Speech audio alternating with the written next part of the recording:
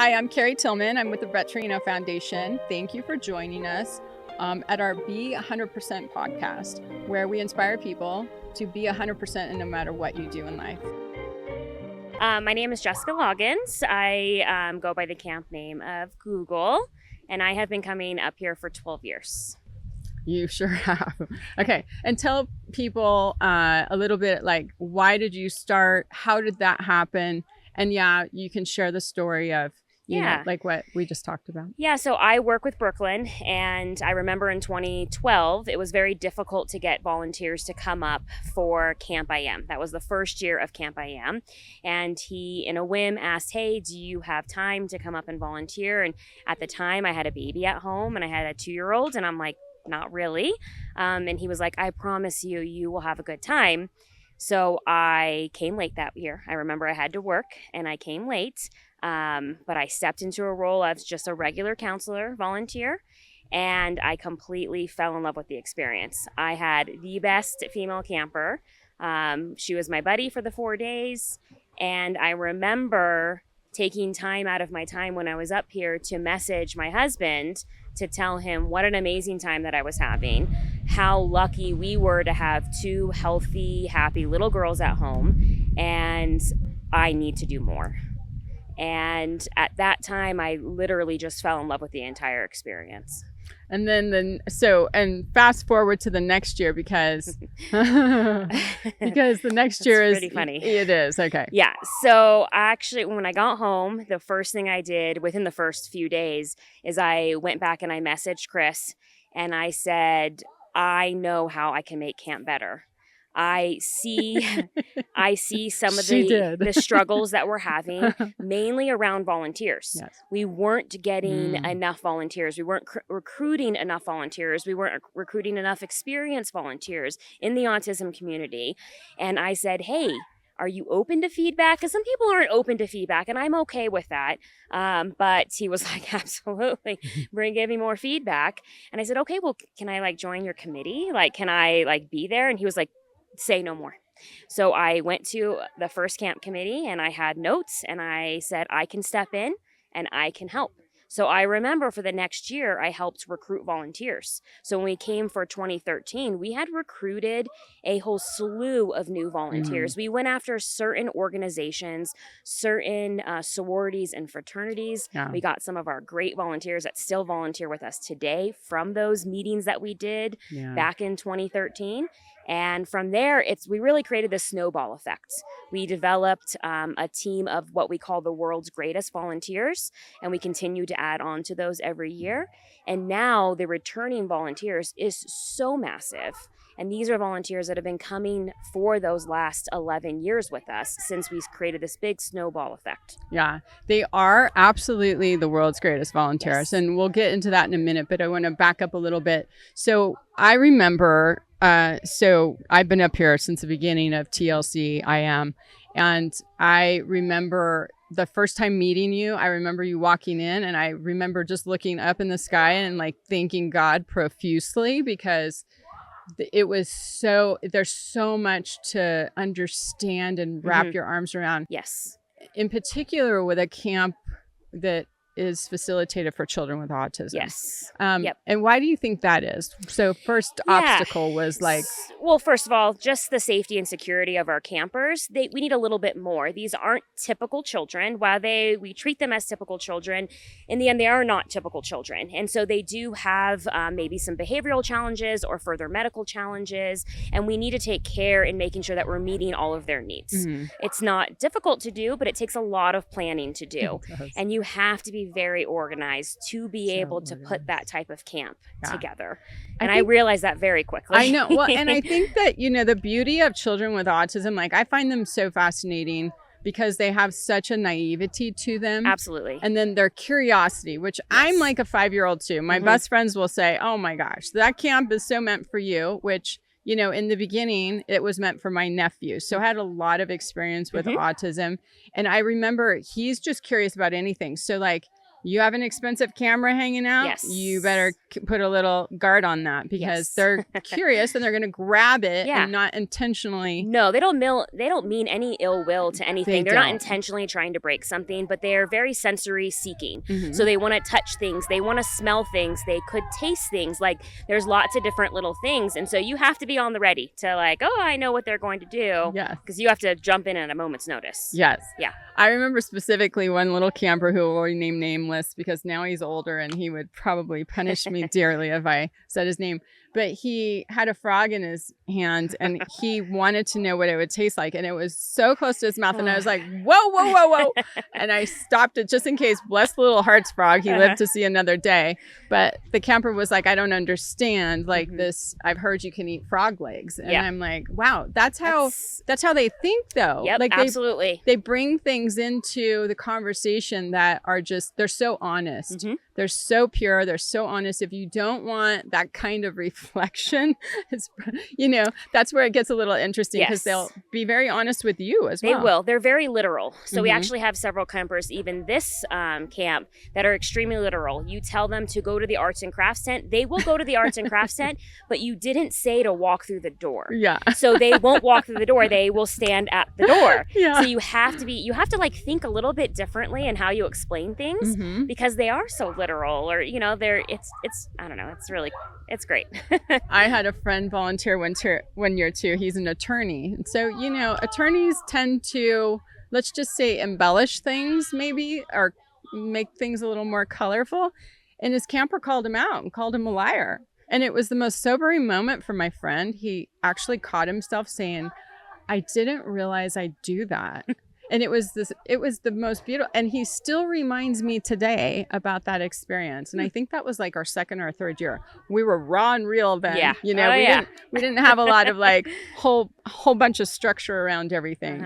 And so how do you feel about the camp now, the organization thereof, and like tell people like, you just shared with me your commitment level. Like this is your thing. This is my thing. I'm 100% committed. I spend hundreds of hours planning camp prior to camp. I'm an extremely detail-oriented, organized person, and so I like to make sure that we have everything. I will triple check everything.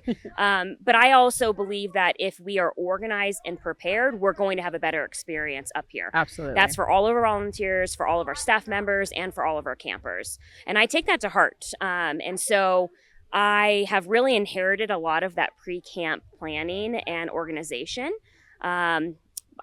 Chris is my right hand, so I usually, we'll talk through things with him. Wait, let's make no mistake about it. You plan and organize camp. He's my sounding board. Yeah. He was like, I don't even say anything to you sometimes. You just like talk it out loud. And I was like, yeah, sometimes I just need to talk it out loud.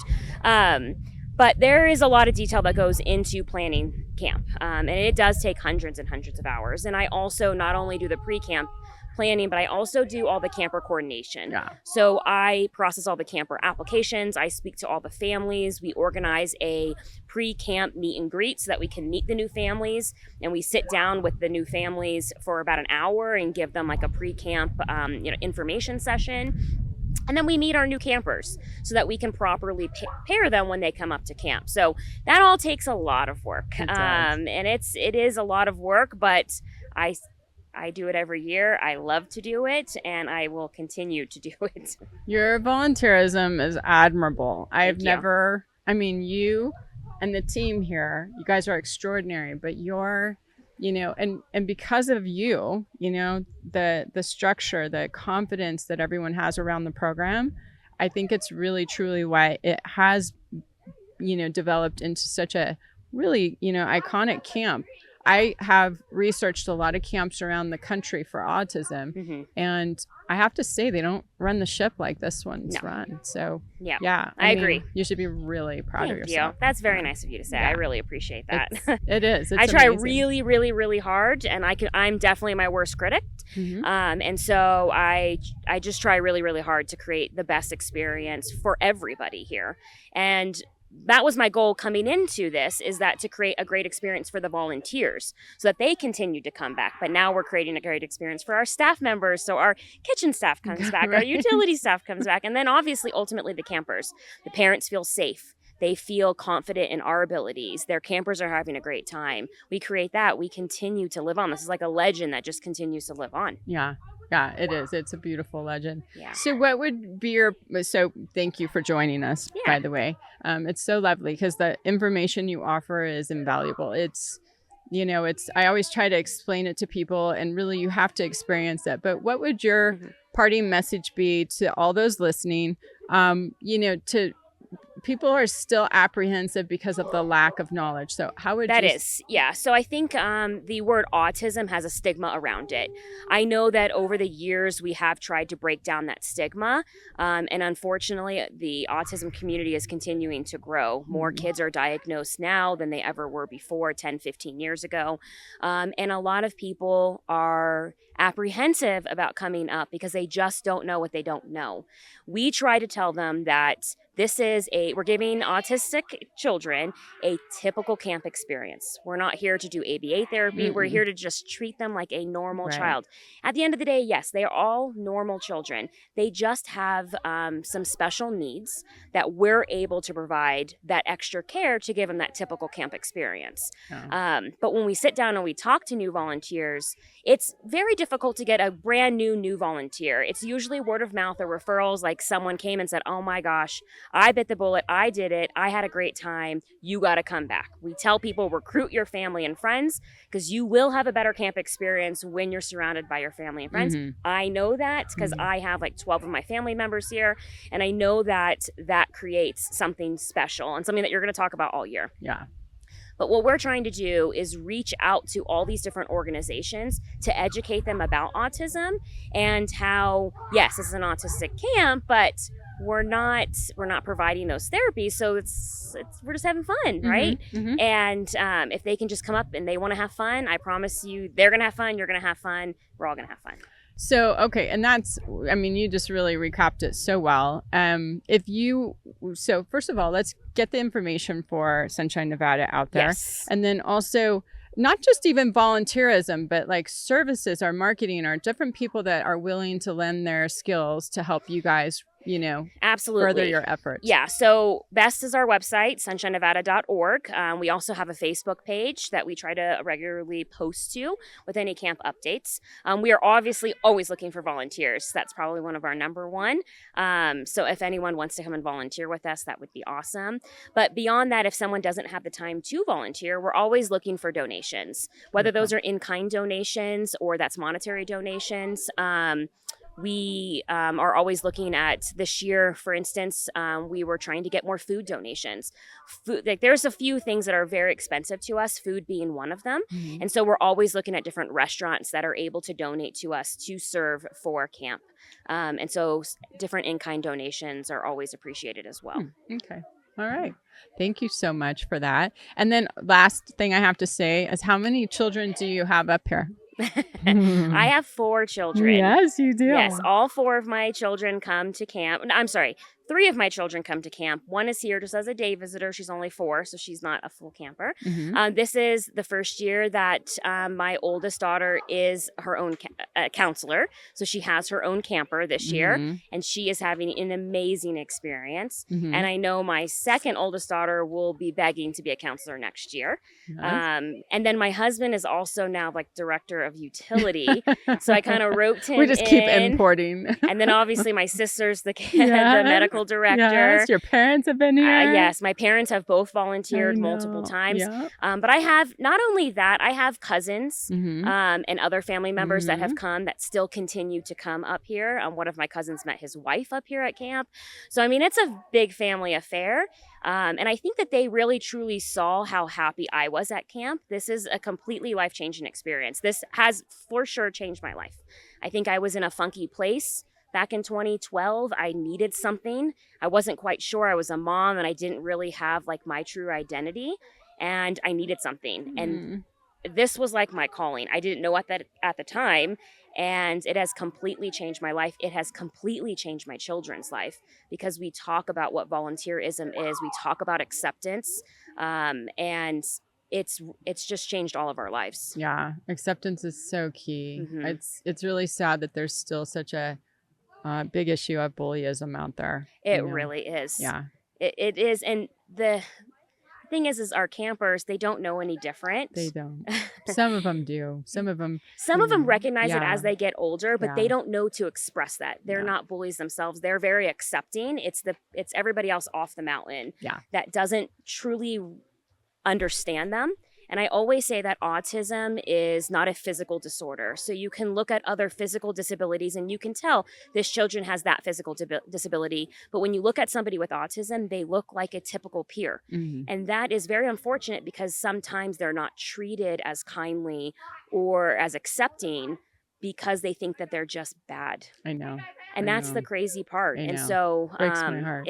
It's really, really breaks my heart. So we're trying to break down that stigma. I'm know. doing it with my own children, and I'm trying to spread that out as much as possible, that we have to be accepting. Even myself. I checked myself back in 2012. I know I thought, if I saw a child throwing a tantrum or something, that I might have judged them or I might have thought something differently. And I can tell you now that has happened not for 12 years. Because I know that I don't know what everybody is living with. They also judge the parents and so harshly. I have seen children out in public, and because I have the experience I do, I can help sort of diffuse a situation. But everyone else, there was an experience one time at Whole Foods, and a child, and I knew he had autism. I was on the other side of the store and I heard something, and I'm like, it's got to be a child with autism. And so I walked over there, and the mother's just melting because she can't control her son. He was a little bit older.